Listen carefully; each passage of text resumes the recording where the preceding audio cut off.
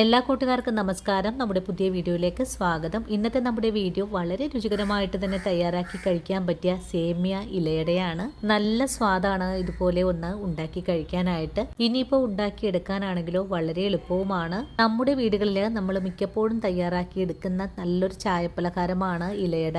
ഈ ഒരു ഇലയട തയ്യാറാക്കി എടുക്കാനാണെങ്കിൽ നമുക്ക് മാവ് കുഴച്ചെടുക്കണം, അത് പരത്തിയെടുക്കണം, അങ്ങനെ ഒരുപാട് സ്റ്റെപ്പുകളൊക്കെ ഉണ്ട്. സേമിയ വെച്ച് ഇതുപോലെ ഉണ്ടാക്കിയെടുക്കാനാണെങ്കിലോ വളരെ സിമ്പിൾ ആണ്.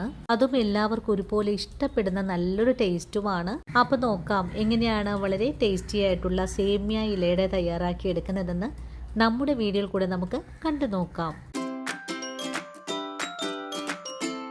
ഇനി നമുക്ക് സേമിയ അട തയ്യാറാക്കാൻ തുടങ്ങാം. ഇതിനായിട്ട് ഞാനിവിടെ 2 ഏത്തപ്പഴമാണ് എടുത്തിട്ടുള്ളത്. നന്നായിട്ട് പഴുത്തിട്ടുള്ള പഴമാണ്. ഇനി നമുക്ക് ഈ പഴം ഒന്ന് ചെറുതായിട്ടൊന്ന് കട്ട് ചെയ്തെടുത്തിട്ട് വരാം. അങ്ങനെ നമ്മുടെ പഴം ഞാൻ ഇതുപോലെ ഒന്ന് കട്ട് ചെയ്തെടുത്തിട്ടുണ്ട്. ഇനി നമുക്ക് ഈ പഴം ഒന്ന് വഴറ്റിയെടുക്കണം. ഇനി പഴം വഴറ്റിയെടുക്കാനുള്ള ഒരു പാൻ അടുപ്പിലേക്ക് വെച്ചിട്ടുണ്ട്. പാൻ ഒന്ന് ചൂടായി വരട്ടെ. പാൻ ഇപ്പോൾ ചൂടായി വന്നിട്ടുണ്ട്. നമുക്കിതിലേക്ക് 1 സ്പൂൺ അളവിൽ നെയ്യ് ഒഴിച്ചു കൊടുക്കാം. ഇനി നമുക്ക് ഈ നെയ്യിലേക്ക് കുറച്ച് റൈസിൻസ് ചേർത്ത് കൊടുക്കാം. അധികം ഒന്നും ചേർത്ത് കൊടുക്കേണ്ട, കുറച്ച് അളവിൽ മാത്രം ചേർത്താൽ മതിയാകും. ഈ റൈസിൻസ് ഒന്ന് ഫ്രൈ ചെയ്തെടുക്കാം. റൈസിൻസ് ഇപ്പോൾ ഒന്ന് വീർത്ത് വന്നിട്ടുണ്ട്. ഇനി നമുക്കിതിലേക്ക് പഴം ചേർത്ത് കൊടുക്കാം. പഴം ചേർക്കുവാണ്. ഫുൾ ഫ്ലെയിം വെച്ച് കൊടുത്ത് പഴം നല്ല പോലെ ഒന്ന് വഴറ്റിയെടുക്കാം. പഴം നല്ല പോലെ വഴണ്ട് ഒന്ന് സോഫ്റ്റ് ആയിട്ട് വാടിക്കിട്ടണം. അതുവരെയാണ് നമുക്ക് വഴറ്റിയെടുക്കേണ്ടത്. സോഫ്റ്റായി വന്നിട്ടുള്ള പഴം നമുക്കൊന്ന് ഉടച്ചു കൊടുക്കണം. പഴം ഒന്ന് ഉടച്ചു കഴിഞ്ഞാൽ പിന്നെ നമുക്കിതിലേക്ക് അരമുറി നാളികേരം തിരുമേൽ കൂടെ ചേർത്ത് കൊടുക്കാം. ഇനി നാളികേരവും പഴവും കൂടി ചേർത്ത് ഒന്നുകൂടെ മിക്സ് ചെയ്തെടുക്കാം. നാളികേരത്തിലെ ആ ഒരു വെള്ളമയൊക്കെ ഒന്ന് വറ്റിക്കിട്ടണം. അതുവരെയാണ് നമുക്ക് മിക്സ് ചെയ്ത് കൊടുക്കേണ്ടത്. ഇനി വഴറ്റുന്ന പഴത്തിലേക്ക് നമുക്കൊരു ടീസ്പൂൺ അളവിൽ ഏലക്കപ്പൊടി ചേർക്കാം. വീണ്ടും ഇതെല്ലാം കൂട്ടി യോജിപ്പിച്ച് ഒന്ന് ഇളക്കി കൊടുത്തതിന് ശേഷം നമുക്ക് ഈ പഴക്കൂട്ടൊന്ന് മാറ്റി വെക്കണം. പഴം നമ്മൾ മാറ്റി വെച്ചിട്ടുണ്ട്. നമുക്ക് ഇതേ പാനിലേക്ക് കുറച്ചുകൂടെ നെയ്യ് ഒഴിച്ചു കൊടുക്കാം. ഇനി നമുക്ക് ഈ നെയ്യിലേക്ക് 2 കപ്പ് അളവിൽ ഫ്രൈ ചെയ്ത സേമിയ ചേർത്ത് കൊടുക്കാം. നമ്മളിവിടെ എടുത്തിട്ടുള്ളത് ഫ്രൈ ചെയ്ത സേമിയ ആയതുകൊണ്ട് അധികം ഒന്നും ഫ്രൈ ചെയ്തെടുക്കേണ്ട ആവശ്യം വരുന്നില്ല. അതുപോലെ വളരെ തിന്നായിട്ടുള്ള സേമിയാണ് കേട്ടോ ഞാനിവിടെ എടുത്തിട്ടുള്ളത്. ഇതുപോലുള്ള സേമിയാണ് എടുത്തിട്ടുള്ളത്. ഇനിയിപ്പോൾ ഇതൊന്ന് ചെറുതായിട്ട് ഒന്നുകൂടെ ഫ്രൈ ആയി വരട്ടെ. അതുവരെ നമുക്ക് ഫ്രൈ ചെയ്തെടുക്കാം. അങ്ങനെ നമ്മുടെ സേമിയ 1 മിനിറ്റ് നേരം മാത്രം ഞാനിവിടെ ഫ്രൈ ചെയ്തെടുത്തിട്ടുണ്ട്. ഇനി നമുക്കിതിലേക്ക് വെള്ളം ഒഴിച്ചു കൊടുക്കാം. 1 കപ്പ് സേമിയക്ക് 2 കപ്പ് എന്ന അളവിലാണ് വെള്ളം ആവശ്യമായിട്ടുള്ളത്. ഞാനിപ്പോൾ 1 കപ്പ് വെള്ളം ആദ്യമേ ഒഴിച്ചു കൊടുക്കുന്നുണ്ട്. ഇനി നമുക്ക് ഈ സേമിയ ഈ ഒരു വെള്ളത്തിലിട്ട് കൊടുത്ത് നല്ലപോലെ ഒന്ന് വേവിച്ചെടുക്കാം. വെള്ളം നല്ലോണം തന്നെ ഒന്ന് വറ്റിക്കിട്ടണം. അതുവരെയാണ് നമുക്ക് വേവിച്ചെടുക്കേണ്ടത്. ഒഴിച്ചു കൊടുത്തപ്പോൾ ഞാനിവിടെ ചൂടുവെള്ളമാണ് കേട്ടോ ഒഴിച്ചു കൊടുത്തിട്ടുള്ളത്. സേമിയ വേവിക്കാനായിട്ട് 1 കപ്പ് വെള്ളം ഒഴിച്ചു കൊടുത്തിട്ടുണ്ടായിരുന്നു. ആ ഒരു വെള്ളം പെട്ടെന്ന് വറ്റിപ്പോയതുകൊണ്ട് 1/2 കപ്പ് അളവിൽ കൂടെ സേമിയയിലേക്ക് വെള്ളം ഒഴിച്ചു കൊടുക്കുവാണ്. ഇനി കൂടുതലായിട്ട് വെള്ളം ഒഴിച്ചു കൊടുക്കരുത്. ഈ ഒരു വെള്ളത്തിൽ കിടന്ന സേമിയ ഒന്ന് വെന്ത് വരണം. ഇനി മൂടി ഒന്ന് വെച്ചു കൊടുക്കുന്നുണ്ട്.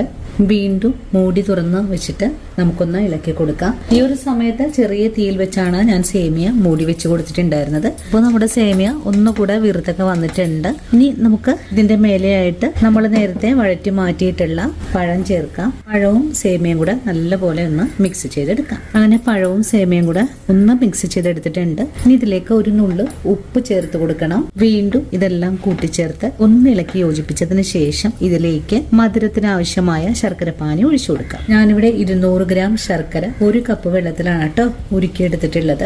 ഇനിയിപ്പോ വീണ്ടും നല്ലപോലെ ഇതൊന്ന് മധുരം പിടിച്ചു കിട്ടാനായിട്ട് ഒന്നുകൂടെ നമുക്ക് മൂടി വെച്ച് കൊടുക്കണം. മധുരം പോരായ്മ ഉണ്ടെങ്കിൽ നമുക്ക് 1/2 കപ്പ് ശർക്കര പാനിയും കൂടെ ഒഴിച്ചു കൊടുക്കേണ്ടതുണ്ട്. നമ്മുടെ സേമിയയ്ക്ക് മധുരം പോരായ്മയുണ്ട്. അതുകൊണ്ട് 1/2 കപ്പ് അളവിൽ കൂടെ ശർക്കര പാനി ഒഴിച്ചു കൊടുക്കുവാണ്. ഇനി ഒന്നും കൂടെ ഇളക്കി മിക്സ് ചെയ്തെടുക്കാം. ഇളക്കി മിക്സ് ചെയ്തതിന് ശേഷം വീണ്ടും നമുക്കിതൊന്ന് മൂടി വെച്ച് കൊടുക്കാം. ഇപ്പോൾ നമ്മുടെ പഴമൊക്കെ മൂടി വെച്ചിട്ട് ഒരു 3 മിനിറ്റ് ആയിട്ടുണ്ട് കേട്ടോ. മൂടി തുറന്ന് നോക്കാം. ഇപ്പോൾ നല്ലോണം തന്നെ പഴവും സേമിയൊക്കെ വെന്ത് വന്നിട്ടുണ്ട്. ഇപ്പോൾ വെള്ളമൊക്കെ ഒന്ന് ചെറുതായിട്ടൊക്കെ വറ്റിയിട്ടുണ്ട്. ഒന്നുകൂടെ ഒരു കുഴഞ്ഞ പരുവത്തിലേക്ക് ഈ ഒരു സേമിയ ആയി കിട്ടണം. അതിനായിട്ട് തിരിച്ചും മറിച്ചൊക്കെ ഇട്ട് കൊടുത്ത് ഇളക്കി ഒന്ന് വീണ്ടും മൂടി വെച്ച് കൊടുക്കാം. നമ്മുടെ സേമിയ കൂട്ട് ഒരു 5 മിനിറ്റ് നേരം മൂടി വെച്ചിട്ടുണ്ടായിരുന്നു. ഇനിയിപ്പോൾ മൂടി ഒന്ന് തുറന്ന് നോക്കിയിട്ടുണ്ട്. ഇനി നമുക്കൊന്നും കൂടെ ഇളക്കി യോജിപ്പിച്ചു കൊടുക്കാം. ഓവറായിട്ടൊന്നും വെന്ത് കുഴഞ്ഞൊന്നും പോയിട്ടില്ല. ഇനി നമുക്കിതൊരു വാഴയിലയിലേക്ക് നിറച്ച് നമുക്കൊന്ന് മടക്കിയെടുക്കണം. ഇനി നമുക്ക് അട പരത്തിയെടുക്കാം. കുറച്ച് സേമിയ ഇതുപോലെ ഒന്ന് വെച്ച് കൊടുത്തതിന് ശേഷം 2